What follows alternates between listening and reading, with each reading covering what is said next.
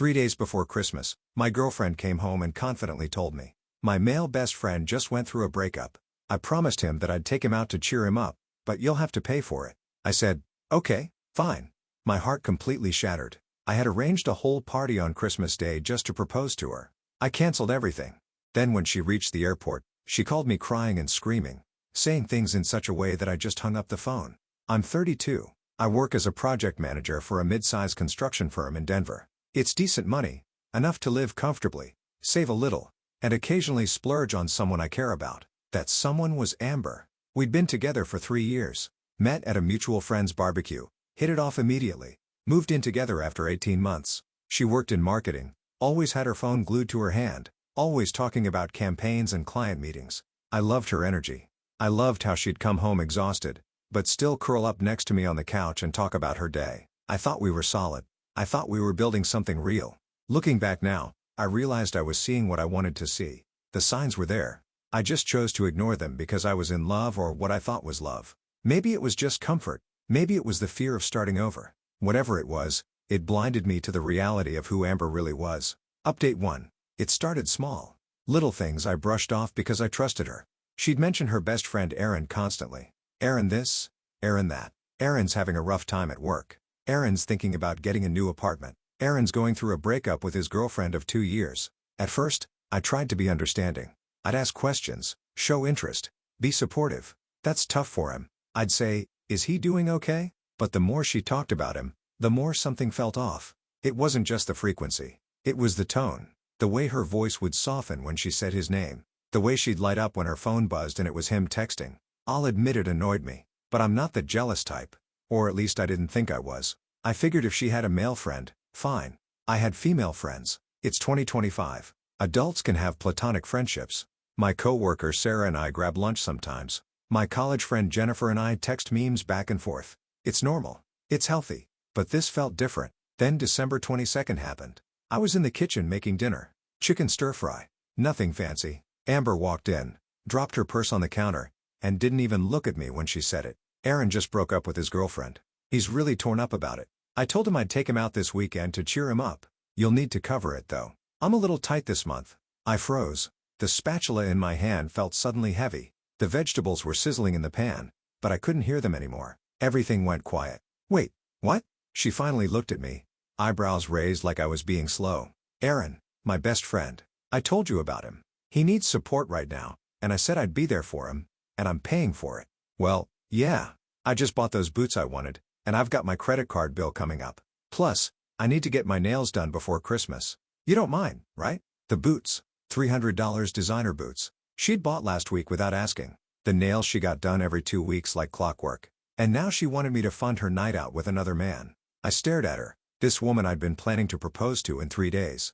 This woman I'd spent the last 2 months coordinating with friends and family to throw a surprise Christmas Day party for. I'd rented a small event space at a nice restaurant downtown. I'd hired a photographer to capture the moment. I'd bought a ring that cost me 2 months' salary. A princess-cut diamond, her favorite, set in white gold. And she was asking me to bankroll her night out with another guy. Like it was the most natural thing in the world. "How much are we talking?" I asked, trying to keep my voice steady. "I don't know. Dinner? Drinks? Maybe a movie or bowling. He really needs to get his mind off things. Probably like 200-300. You're good for it, right, babe?" $200 or $300 to cheer up a guy I'd never even met. A guy she talked about more than she talked about me lately. "Sure," I said. "Fine." She smiled, kissed me on the cheek like I was a good little ATM, grabbed a sparkling water from the fridge, and headed to the bedroom. "You're the best. I knew you'd understand. Oh, and can you Venmo me the money tonight? I want to make sure I have it ready." I stood there stirring vegetables that were starting to burn, feeling something crack inside my chest. The smell of charred food filled the kitchen. I turned off the burner and just stood there gripping the counter, trying to breathe. Update 2. That night, I couldn't sleep. Amber was out cold next to me, snoring lightly, completely unbothered. Meanwhile, I was staring at the ceiling, my mind racing. I grabbed my phone and did what I probably shouldn't have done. I looked up Aaron on her social media. It wasn't hard to find him. He was tagged in half her photos from the last 6 months. Group shots, sure, but also just the two of them. Coffee dates at that trendy place downtown. Hiking trips to Red Rocks. A concert I didn't even know she'd gone to. Some indie band she told me she was going to see with work friends.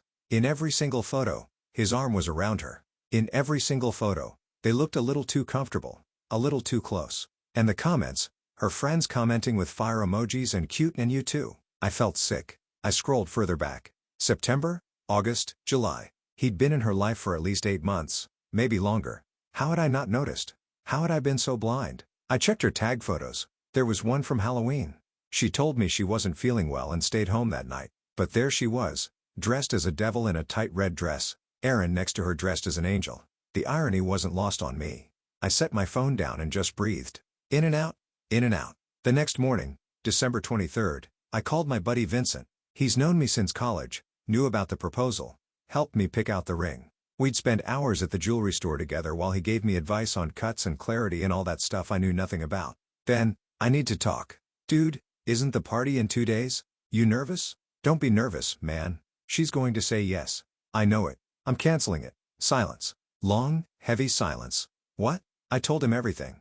The errand situation, the photos, the casual way she'd asked me to fund their night out, the Halloween photos, the lies. Vincent listened without interrupting, which is rare for him. He's usually the type to jump in with jokes or advice, but this time he just let me talk. When I finished, he let out a long breath. Man, I'm sorry.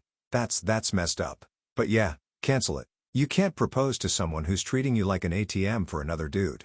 You deserve better than that. I know. I can't believe this is happening. 3 days before Christmas. Better now than after you marry her, brother. Better now than after kids. You're dodging a nuke, not just a bullet. So, I did. I spent December 23rd making the most depressing phone calls of my life. Canceled the venue. They were surprisingly understanding.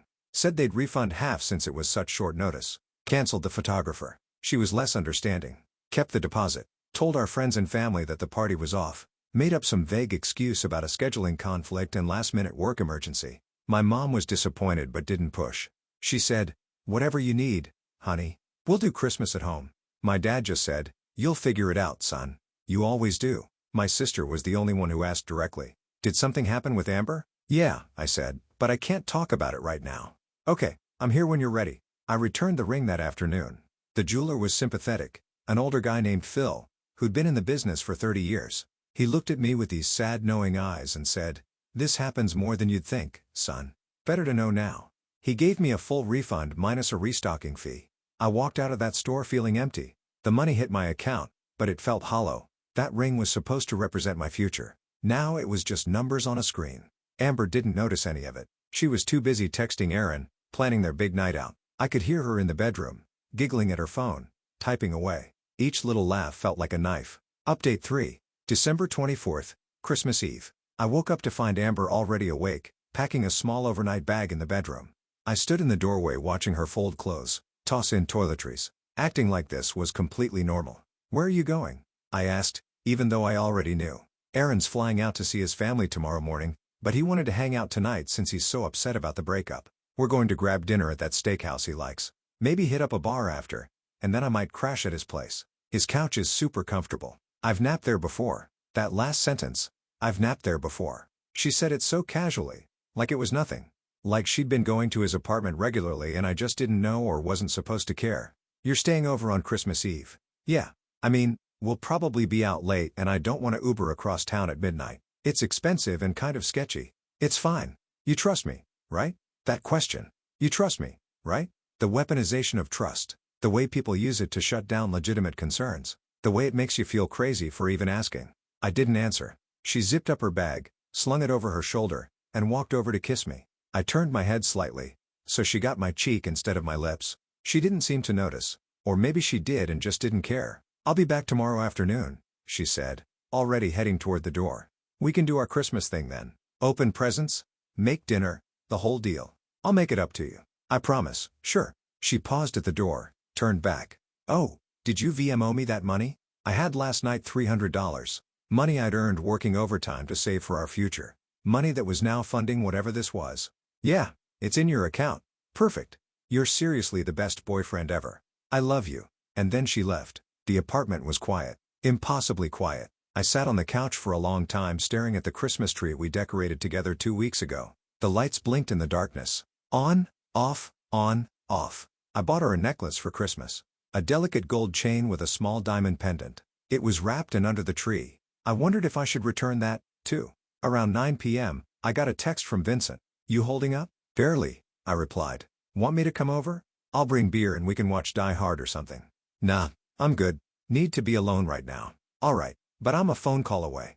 "Merry Christmas, brother. It'll get better." I wasn't good. I ordered Chinese food, couldn't eat it, ended up tossing it after 2 bites. I tried watching TV, couldn't focus. I tried reading, couldn't concentrate. I just sat there waiting for, I don't know what. At 11 p.m., my phone rang. It was Amber. I almost didn't answer, but something made me pick up. Maybe curiosity. Maybe hope that she'd realized what she was doing and was coming home. Maybe just masochism. "Hello. How could you do this to me?" She was screaming, full-on screaming, hysterical. I pulled the phone away from my ear. "Do what?" "You canned my flight. You canned my credit card. Aaron and I are stuck at the airport and they won't let me board. They're saying the card is declined and I look like an idiot." My brain took a second to process. "What are you talking about? What flight?" "Don't play dumb. The flight to Cabo. The one I booked for Aaron and me. You must have called the bank or something because my card isn't working and the resort is saying the reservation is canceled and we're just standing here with our luggage looking stupid." Cabo. A flight. A resort. Aaron. And then it all clicked. I hung up. She called back immediately. I let it ring. Then I blocked her number. Final update. Here's what I found out later. Pieced together from texts and calls with mutual friends who couldn't keep their mouths shut. Amber had been planning a trip to Cabo with Aaron for weeks. Not just a night out. Not just dinner and drinks. A whole 5-day vacation, luxury resort, ocean view room, couples massages, the whole romantic getaway package. She'd been using our joint credit card, one I'd added her to 8 months ago for emergencies, for groceries, for gas, to book everything, flights, hotel, excursions, fancy dinners. She'd racked up over $4,000 in charges over the past month. Little transactions here and there that I hadn't noticed because I wasn't checking the statement closely. I trusted her. When I returned the engagement ring on December 23rd and got that refund, I called the bank to close that joint card. I didn't even think about it strategically. I just wanted to cut ties, simplify things, protect myself financially. The customer service rep asked if I wanted to remove the authorized user first or just close it entirely, and I said close it. Done. Over. The jeweler refund went into my personal account and that joint card was dead. So when Amber tried to check in for their flight on Christmas Eve, the card declined. The airline tried to run it for their luggage fees, declined. The resort tried to confirm the reservation, declined. Everything declined. She had no backup payment method because she'd been relying on my money the whole time. Her personal card was maxed out from all her shopping. She was broke. She'd spent all her own money on boots and nails and clothes, assuming my money would carry her through this trip. Aaron apparently didn't have the funds either. His breakup was real, but it wasn't some tragic heartbreak. He'd been fired from his job 2 weeks earlier for being late constantly. And his girlfriend left him because he'd been lying about his finances, pretending he was doing well when really he was drowning in debt. Amber knew all of this. She knew he was broke. She knew he was a mess. And she'd planned to use my money to take him on a romantic getaway while I sat at home alone on Christmas. The story gets better or worse, depending on how you look at it. When she called me screaming from the airport, she wasn't at Denver International. She was at a smaller regional airport an hour south trying to be discreet. She thought if she flew out from there instead of Dia, I wouldn't find out. She told me she was going to his apartment across town. She'd crafted this whole lie, this whole narrative, and it was all falling apart in real time. After I hung up and blocked her, she apparently had a full meltdown in the terminal. Security got involved. One of her friends who works for TSA saw the whole thing and told her boyfriend, who told Vincent, who told me. She was crying, screaming at Aaron, blaming him, blaming me, causing a scene. They ended up leaving the airport around 1 a.m. No trip, no plan, nothing. She showed up at the apartment on December 26th. I changed the locks on Christmas Day. My landlord was surprisingly cool about it given the circumstances. I'd explained the situation vaguely. Relationship over. Need to secure the space. And he'd sent maintenance out immediately. No questions asked. She banged on the door for 20 minutes before giving up. I wasn't even home. I'd gone to my parents' house for Christmas, spent the day with family, tried to pretend everything was fine. My mom knew something was wrong, but didn't push. We ate ham, opened presents, watched old movies. It was nice, quiet, safe. I got a long rambling email from Amber a week later. It was half apology, half justification, half delusion. Yes, that's 3 halves because nothing about it made sense. She said Aaron was just a friend and that I was overreacting and that she never meant to hurt me. She said the trip was supposed to be a friendly gesture to help him through a tough time, that they'd gotten separate rooms. A lie. I checked the resort booking later through the credit card statement before I closed it. Definitely a king bed ocean view suite. She said I was controlling for closing the credit card without telling her that I'd sabotaged her plans, that I'd humiliated her in front of Aaron. Not once did she apologize for lying.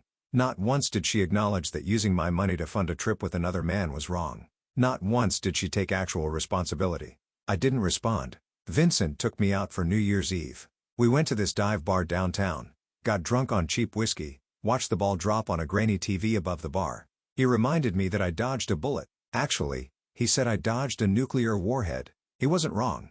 A mutual friend told me later that Amber had been telling people I was abusive, that I'd controlled her finances, that I'd isolated her from her friends. It stung hearing that, knowing people might believe her. But the people who actually knew me, who knew us, they didn't buy it. They'd seen how she treated me. They'd watched it happen in real time. 2 months later, I'm doing okay. Better than okay, honestly. I threw myself into work, picked up a new project, overseeing a commercial development downtown.